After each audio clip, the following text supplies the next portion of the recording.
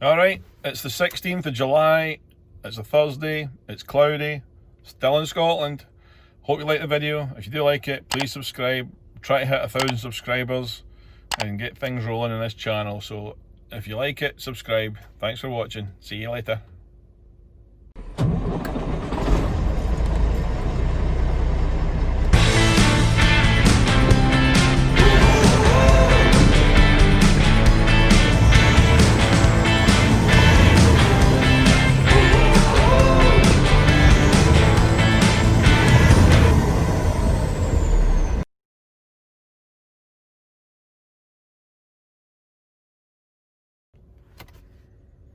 Magic to you. It is the 16th of July and I've just got my first haircut of the year. That feels good to get all that stuff hanging down. It was just not as short as it normally is, but I couldn't handle it any longer. My two granddaughters had managed to do some up and some down and put ponytails into me the other day, and I thought, that's it, time to get rid of it. So you can get them now. Strange experience in there. People with full face shields on, give you a haircut. But that's it. It's Thursday, the 16th of July, and it's been a pretty crap week. Still not get Clay's truck back on the road yet. Wes has been running in this slow Walmart load, so he unloads tomorrow, so that's just been a drag on from Saturday. We've got Paul back on the road again. He got up, got his truck hooked up to his trailer and picked up the first one of his pickups last night. He's picked up the second one this morning. Headed for Miami. Decent paying, good money on it. And who else do we have? Brett. His little red Volvo. Shouldn't call it the little red Volvo. It's a big truck. You know, big horses and big engine in it and plenty of power, but that thing with the issue with it on Saturday, well, the previous video spoke about blowing two tyres, damaged the trailer. We got all that done. He got down, got unloaded. When was it? Must have been Monday. Monday, and he told me that there was a bit of a wobble coming off the steering, so I got him to send me pictures of the tyres and we put a steer tyre on it. That cured that. When it was in the shop, I said have him look at the other tyres, because if he can get the back axle is the one that drives the truck mainly, until you lock the front and rear diff up, but so I like them all to be matched and have be the same. So while I was in there, I said, have them look at those tyres in the back. One of them was bad.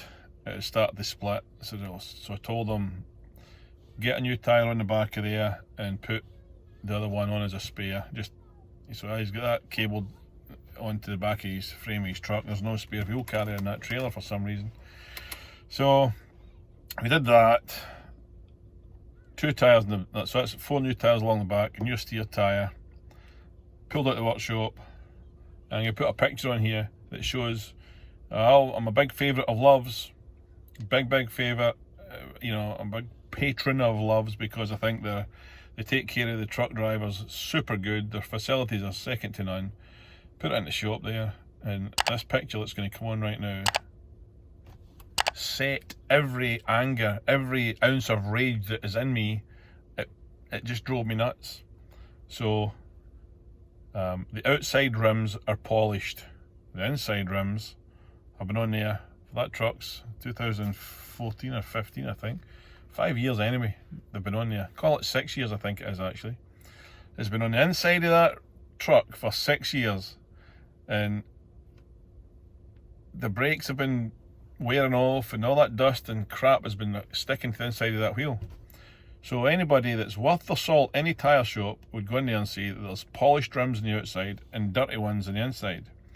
However, you will get the occasional beep who is lazy and will try and shortcut things. So the two outer tyres on the driver's side were worn.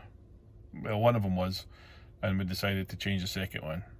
So I said to the guy, in order to match up the brand new set along the back axle, put a brand new one in the inside, yes, and put a brand new one on the outside, and the one from the inside, put that on the front axle. So is it they've got a full axle of part ones and a full axle of brand new. Sensible? Yes. No, he just took the rotten wheel. It's $30 more to change it, but he couldn't be bothered, and he took it and put that horrible looking black, scabby, stinking rotten wheel on the outside front axle of my truck, and he put the other one just, you know, in the inside. So I've got a really shiny one where nobody can see it. It's not super shiny, they need to be polished, but they're clean enough. But I just hate laziness. I hate that stupid mentality for somebody to think that that's okay. I mean, you'll see the picture, but just anyway. So we got that done, got that redone, and then the guy Brett pulled out, hooked onto the truck. He went to hook onto the truck and he felt the brakes coming on about every 10 feet, and I thought, don't know, maybe they've damaged an ABS sensor, maybe they've done something when they've been changing the tyres, because it wasn't like that when he went in, but all of a sudden it's like that now. So brought it out, hooked it up, and I said, so he hooked up to the trailer by the time he called me, and I said, is it doing that when it's hooked to the trailer, or is it doing that before you hook to the trailer? Couldn't really remember. So I said, unhook it from the truck, from the trailer, and that way you can tell, is it a problem with the trailer or is it a problem with the truck? So he said it was still doing it with the truck, but Loves insisted that it was the trailer. That cost me $200 for misdiagnosis there, and 5 hours of wasted time trying to figure the problem. And eventually Paul was back there, and I said, look, get a hold of somebody in Florida, a mobile mechanic that can come out, that's worth their salt, somebody that's got half a brain and can at least diagnose it, instead of some guy that's just been trained how to change tyres. So we got a guy out, and guess what? It was the freaking truck, as I thought it was. So we got a new brake sensor fitted to that, $600 plus time, labour, call out charge, $1,200 done. So so it's, I'm hoping it's ready to roll today. I'm just waiting to speak to Brett here first thing in Florida in the morning and get him a load booked up to be running across country or somewhere, because we've done nothing with that truck this week except for have hassle. But that's the way it goes. I've made some videos about whether you have one truck, multiple trucks. If you've got one truck and it's off the road, you're making money and losing money. Whereas, you know, when they're all on the road going great, you're doing really well. But if there's one off the road, it's not the end of the world, you know. So Wes so that's Brett, get him loaded. Ryan in the oil field has done really well this week. Last week was a bit slower because one well finished and they were waiting to switch the iron over to the other well. The iron, it's not really iron, well it is I suppose, but it's all the pumps and all the equipment. That's what they call it in the game.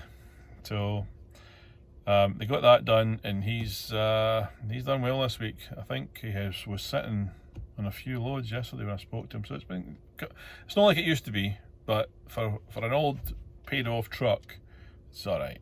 It is alright. But it's time for me to get my butt in order here and do something. I've been vegetating over in Scotland. It's not the best of days, but it's nice and mild. I just met my dad there and did an ice cream with him down the beach at Prestwick. My wife's back at work a couple of days a week, but pick her up here in a little bit and maybe do something with the grandkids tonight. So need to make some plans to get back to the States and get into a truck and start making some money for myself. I figured I worked for half a year straight without any time off, so I've probably more than made up for it having time off here. So, but that's that. What else is new? Wes, he's in the yellow truck and unloads tomorrow, so I'm going to try and bounce him either down to Vegas and I'll maybe fly in there, or bounce him up to Tidal Falls, because I need to take that yellow truck off the road and she needs some loving. He needs a cuddle. And Big Jeff, he's a good cuddler. He knows how to cuddle them trucks. So that'll be that. What else we got going? Plans for any more? Well, I've got a couple of drivers that have been approved by our insurance that they can go to work for us, and that's good. Don't want to mention their names yet until we get until I speak to them, but I'm not sure how to where to put them. The blue truck and the green truck are hanging out there like a, I don't want to say like a bad smell, but they're hanging out there like a come and get me kind of smell. So might have a go at that, might swap Paul into something else, you know. During the whole process before I came here, I get pre-approved for finance and another couple of trucks, trailers, so don't want to jump too quickly because things are still precarious, but we're getting there, you know. I would just these issues where you're going along and you're doing all right and you're starting to build up again, and then all of a sudden, bang, $1,600 on Saturday, bang, $1,500 on Monday, bang, $1,200 yesterday. You know, all these little bits and bobs are no longer eating into your butt, and then when you ain't been driving for a while yourself, you know, I could probably live off of what the trucks make right now if I was living meagerly. Or we don't live flash or anything like that, but I'd sure like to do more things in my life. So I want to crank on and do some more, maybe add some trucks, do some more driving. I really like doing the driving.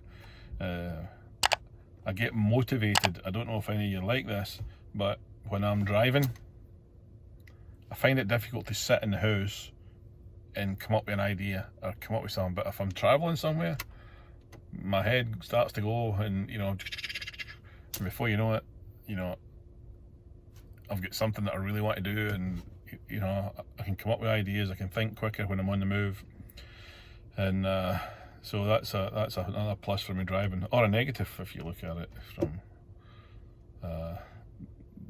expanding too quickly. So I should probably regulate my driving so that I don't end up driving too much and come up with too many ideas to add too many trucks. But there's a few things that we want to do. Our granddaughters were supposed to come over, the little ones in Scotland, they're supposed to come over in a couple of months' time and travel around with us in the truck, and that was fun for them to do that. They haven't done it yet, and they're always watching these videos and seeing what's going on with the trucks, and so I think they'd love to be, you know, they've already decided who's in which bunk and all that stuff, you know, so they'd have fun doing that. I did that with my boys when they were younger. Took them across the country to New York once, and we flew from New York to get back to London to go to the rally in Wales when the boys were 8 and 9, I think it was, or 9 and 10, I think it was 8 and 9. But that's a memorable trip. But I'd like to get back, see the other little grandkids over there too, you know, so they're all getting bigger and everybody's moving on, and so I'd maybe like to still have them come over this year, depending on whether Mr. Trump or President Trump opens up the gates or not. We'll see. Don't know how that's going to work. I don't know with the way the outbreak's going in the States. I don't know whether once you get there, whether they'll let people come back into the UK from the US. So that's all to be. And having said that, the US is such a blanket, huge place that you know, if it's going nuts in Florida there with the outbreak, you could go, you know, you go to New York, upstate New York, into Idaho, Yellowstone Park, and you never see it, you know, the outbreak areas. So it's a bit like if there's a hot spot like it was in Italy compared to the UK, you know, so it all kind of fluctuates at different times, and just call it the US has got an outbreak. Yeah, it does, but it's localized in states which are bigger than countries, so I'm rabbiting. But we'd like to do that. I'd like to get lined up for a cruise sometime. My wife and I sure enjoyed that, and keep thinking we'd like to do it again, but I think there'll be some good deals come up when the cruises here. I've been kind of keeping one of my eyes on it, just to have a wee look and see when would be a good time to go. But that was a good experience. I'm sure all these cruise ships and stuff will be really set up for hygiene and all that, you know. And a lot of seniors went in cruises, so maybe it'll be difficult to sell seats, and so if it's difficult to sell them, you might get them cheap. So that's about what's happening in my planet. I don't know what we'll be having for my dinner tonight. I hope it's something good. That's what I do. Live from one meal to the next, think about what's coming next.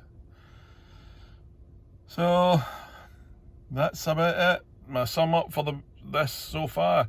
Oh, by the way, if you're on there and you haven't subscribed yet, please subscribe. We're getting loads and loads of views on here, and try to get to the 1,000. I was hoping to get there before the end of July, but not done that yet.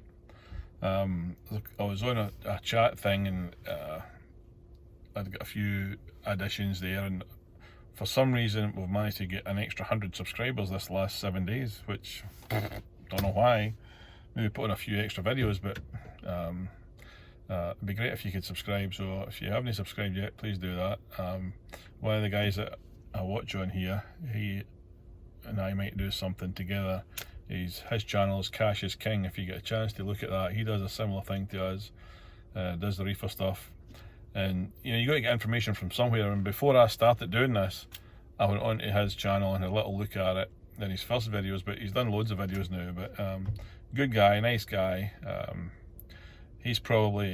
probably a Scottish hillbilly, and he's an original hillbilly from Tennessee, I guess. So, but if you get a chance to watch Cassius King's videos, go ahead and do that, and maybe subscribe to him, because he's a nice guy and works hard and got a family. So, okay, thanks for watching. See you later.